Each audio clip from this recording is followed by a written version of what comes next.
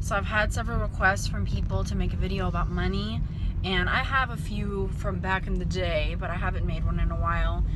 Two things I'll say as I'm on my way to an unexpected chiropractor appointment.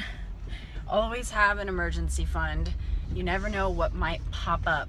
This week alone, one of my dogs last winter, so like 8 or 9 months ago, was having these neck spasms, and we took her to the vet a couple of times, and from him touching her neck and stuff, thinks that he knew where the source of pain was coming from, and it was just an injury, and prescribed her some medication. It did the trick.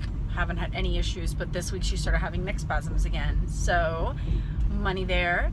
My other dog ripped a toenail somehow, don't know how, but I anticipate that she's gonna need antibiotics. More money there. I had this weird back pain going to bed Saturday night.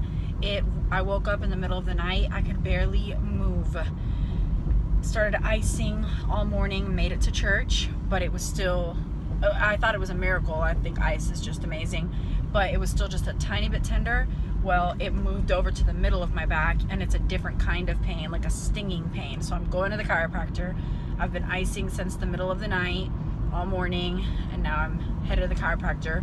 More unexpected spending. So for those kinds of things that just happen, that you can't control, that you can't plan for, having an emergency fund is really, really smart.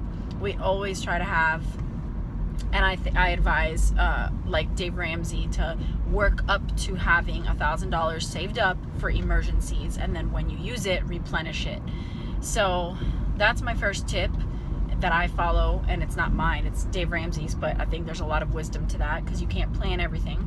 And then the other thing is plan. Save for things that you're planning. For example, I'm leaving in 2 days to Juice Plus conference with my husband, and we're gonna spend a lot of money. The tickets, the party tickets, restaurants, hotel, the shuttle from the airport to the hotel, and then anything else we want to do. We've been saving for that for months. It's not like this emergency with the chiropractor and the vet trips are going to destroy our trip to conference. We have been saving for several months. And the way that I do that is I think, what dollar amount do we need for this thing that we're gonna do?